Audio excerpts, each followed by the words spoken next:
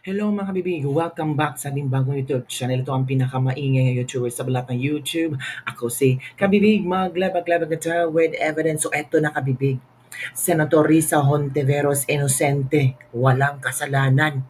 Nako, sinampal ni Senator Risa Hontiveros si alias Rene mga kabibig. Oo mga kabibig, nilabas ni Senator Risa Hontiveros ang lahat na, I don't know kung ito na ba ang lahat na kayang ebidensya, pinost Senator Risa Hontiveros sa kanyang Facebook fan page ang lahat ng screenshot ng communication at text messages ni alias Rene sa kanila, lahat ng email, lahat yung sasabihin ni alias Rene. Naku mga kapipig, paano yan?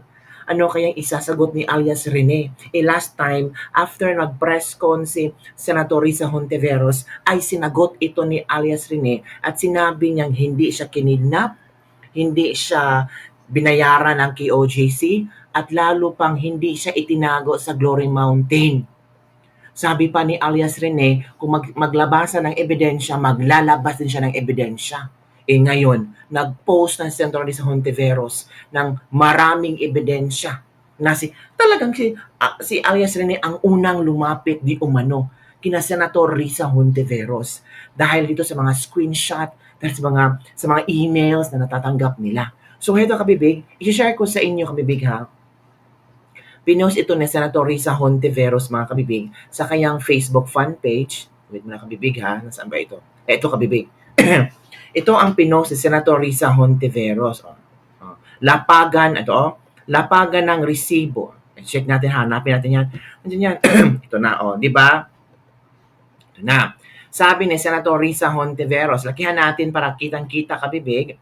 O yan, ang sinabi ni Senator Risa Hontiveros, lapagan ng resibo. The truth always prevails. Yung video ni Michael, hindi lamang fake news. Ito ay malinaw na witness tampering. Bukod sa harassment sa mga biktima at testigo na napakalaking kaso na ito at sa aking staff. Para sa mga testigo at biktima at para sa Senado, maniningil kami ng hustisya. So ito kabibig, ang binansagan ni Senator Risa Hontiveros na fake news. Narito ang mga resibo, ang totoong resibo, sabi ni Senator Risa Hontiveros. Una, itong email, ito na kung saan nag-email si Michael noong December 14, 2023. 2021, dati rin akong worker ni Pastor Kibuloy, nitong 2021 lang ako tumiwalag dahil sa pag-aabuso at pananakit. Yan ang sinabi. Tapos, ito yung another email galing kay Mike Maurilio, December 15, meron, 2023, meron January 28, 2024 at 11:31. Bakit may at dito? Sa ibaba, walang at. Dito may at. Di ba? Tapos, sabi iba, English. Well, alam kung marunong mag-English si alias Rene. Talaga, huwag yung i-judge ang tao. Sabi dito, I am Mike. Wait, yung una is December 14, 2023. Tapos, nag-email pa siya January 28, 2024. Marami na pala siyang beses nag-email kay Senator Risa Hontiveros. December 15, 2023. Tapos meron pang December 14, 2023. So, dalawa. Tapos, noong January 28, 2024, sa December 14 at saka 15, Tagalog ang kanyang email. Yung January 28, 2024, English na siya. Niya, I am Mike and also an ex-worker of Kibuloy's church. I was also one of those who were hurt, slap, hit on the head. Sabi niya, I will serve from 2015 to 2021. That's how long we will endure Kibuloy's cruelty. We did nothing because he always threatened us that it would be easy to kill our parents because they were close friends of former President Duterte. Ito yung kabuuan ng laman ng email ni Mike Maurilio noong January 20. So, ilang email? Tatlong email na. Tapos ito daw yung original draft affidavit of Michael or ni alias Rene na kung saan sinabi dito na minsan din po nag-visit doon si former President Duterte at Bibi Sara noon sa Glory Mountain. Every time po naalis sila sa kanilang chopper, daladala pa na po nila yung mga malalaking bag na mga baril ang laman. Sabi dito. Tapos meron pang messages Mm. Dito sinabi na gumawa ng final guide. Gumawa po ako ng final guide through hindi ko naman siya babasahin sa hearing para hindi lang ako mawawala. Hindi ko kasi mapigilang umiyak pag kinukwento ko na. So, nagsulat daw si Michael tapos sinend. Yan dito mga kabibig. After yung sinabi din ni Senator Risa Hontiveros na humihingi ng laptop si Michael, totoo din iyon na nag-message si Michael na nandito naman, may mga screenshot si Senator Risa Hontiveros. Tapos yung sinabi ni Senator Risa Hontiveros na hindi sila mamimigay ng financial assistance to potential witnesses. May mga photos dito, hindi ko alam kung sino yan. Tapos, yung about sa recant daw, na pag-usapan na ito ni Michael. O nagkausap kami nung friend ko na ex din, na kinausap siya para kausapin ako. Yung about sa recant, mag-recant daw ako para mapahiya sa Senator Risa, especially daw yung mga nakita ko sa mga Duterte. Bibigyan daw ako ng malaking pera. Tatago daw ako at bibigyan ng malaking magaling na abogado. Kasi daw at the end of the day, iiwan daw ako ni Senator Risa. But I believe hindi naman gagawin yun ni Senator. Naintindihan kung ano ang mga advocacy ng Senator at malaking pasalamat ko kay Sen. Huwag daw ako magsampa ng kaso sa SMNI for labor something. Tapos sabi, patawarin ko lang daw sila. Binabaan ko siya ng phone. Nag-search ako tungkol sa recant. Ito pala yung pagbawi ng statement. And I think alam na nila yung address ng bahay ni herein. So ito yung message ni Michael para i-inform na may tumawag sa kanya at gustong mag-recant siya. Bibigyan siya ng malaking pera at magaling na abogado. Tapos noong ito daw iyong kailan to? Natin ha. Ito daw yung humihingi ng tulong si Michael kasi help me, kinidnap ako at tinakot ng kingdom dito sa kinulong sa Glory Mountain, Barangay Tamayon, Kalinan, Davao. Send rescue now, please. Baka ilipat nila ako sa Kubo right side ng kalsada, near mansion, near entrance. Poor signal. Yan mga kabibig. Ito daw. Well, kung ito ang nakikita at na-receive ni Senator Risa Hontiveros, may basihan naman sila na talagang din sila kay Michael, lalaban din sila laban kay Michael kung meron itong mga ebidensya sila si Senator Risa Hontiveros. Kung sabi ng mga ilang netizen, inosente si Senator Risa Hontiveros kasi may mga screenshots siya. Kasi may mga bala si Senator Risa Hontiveros na hindi basta-basta kasi galing ito kay Michael di umano mga kabibig. So ano ang iyong opinion hinggil dito mga kabibig na fake news ni Michael at dahil sa mga resibo na ipinakita ni Senator Risa Hontiveros, maraming mga netizen ngayon na nahahati na kung sino talaga ang totoong nagsasabi ng katotohanan. Sabi ng isang netizen, walang lihim na hindi mabubunyag, madam, kaya huwag kang magmalinis. Ay, grabe naman po kayo. Diba? Naniniwala po kami sa inyo, Senator Risa, kasama ang aking pamilya. Manalig po tayo sa Diyos. Lalabas din ang katotohanan. Ingat lang po kayo. I believe in Senator Risa Hontiveros as a very honest and righteous person. Parang nai-scam itong si Michael. Mas paniniwalaan po namin kay Madam Risa, mga ganyang testigo ay dapat panagutin.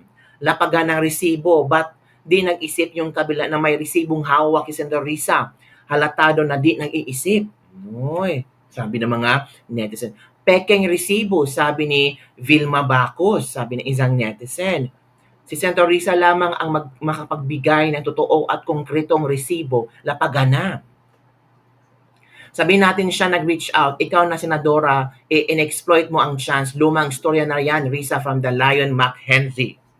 Nasa panig po ninyo ang katotohanan, Senator, yan ay parte lamang ng pananakot ng kampo ni Kibuloy dahil walang mag-isip ng paraan para siya mapalaya from Fabian Tiangco. So yun po ang ilang mga komento ng ating mga netizen hinggil sa issue at yung paglapag paglapag ni Senator Risa Hontiveros ng mga ebidensya kung sino ang unang lumapit, yung pagsabi ni Michael na dinukot siya, dinala sa KOJC, sa Glory Mountain. At ito naman ang sagot ni Michael na time kabibig. I think na napanood yun na ang sagot ni Michael, no? Sino kaya ang sabi ng katotohanan? No? Gulo-gulo, nagulo-gulo talaga ako mga kabibig. So ito daw ang sagot ni Michael mga kabibig. Manood tayo ha.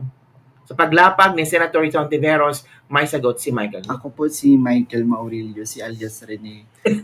Una po sa lahat, hindi po ako binayaran, pinilit, tinakot or kinidnap ng kingdom o ang kampo ni Pastor Apollo C. Kibuloy. Wala pong katotohanan yung mga claims ni Senador Risa sa kanyang press con.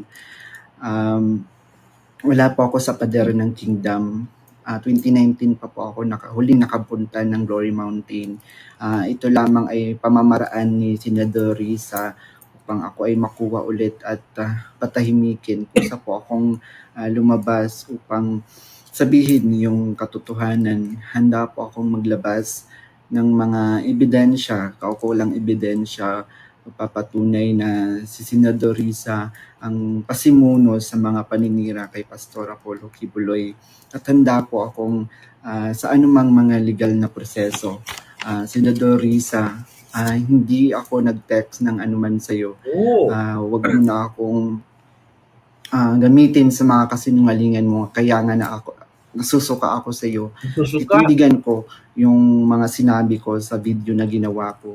Kusang loob ko itong ginawa para matahimik na yung konsensya ko. Uulitin ko po, hindi po ako binayaran, pinilit, kinidnap ng kingdom ang kampo ni Pastor Apollo Kibuloy.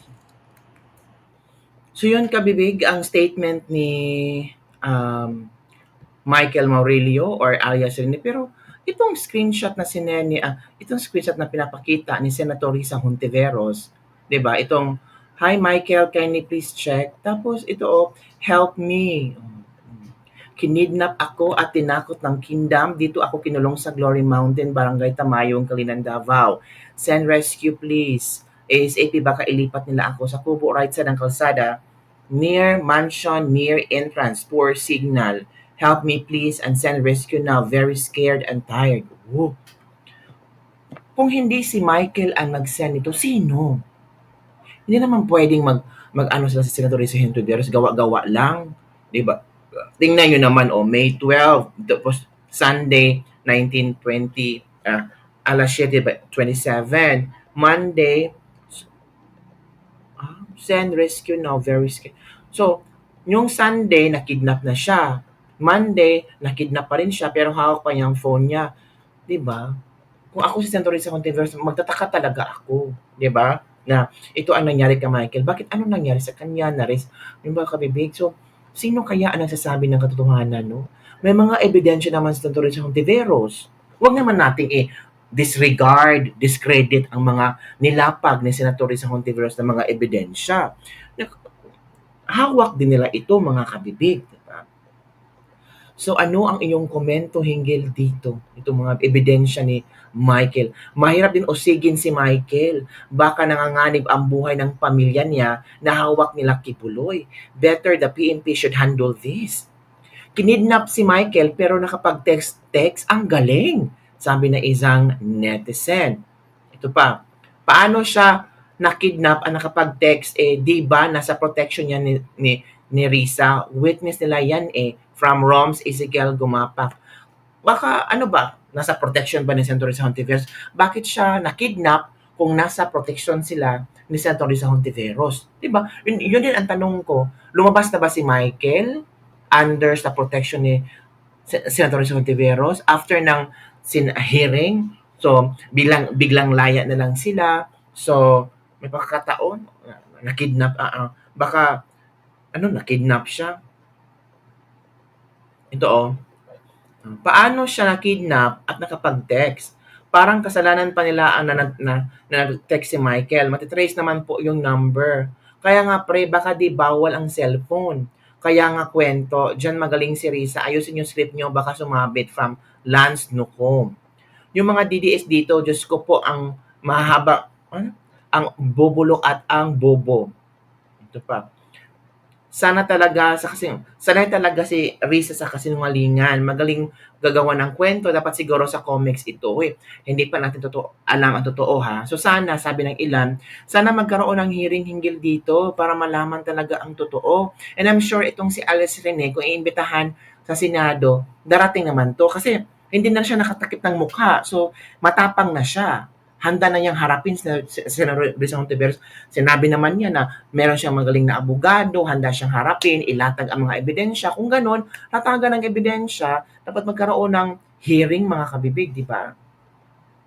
Ano sa palagay niyo mga kabibig? Inosente ba si Senador Risa Hontiveros sa paglapag niya ng mga ebidensya? Sa nakita niyo naman ang mga ebidensya, nilapag niya sa iyang Facebook account. So, ano sa palagay niyo? Sino ang nagsasabi ng katotohanan? Si Senator Risa Hontiveros na may mga ebidensya ninatag, or si Michael na video lang ang ating makikita? Salita lang niya ang kanyang dala-dala. Ano sa palagay niyo kabibig? Don't forget to like, subscribe, and share this video. Bye everyone! See you next time.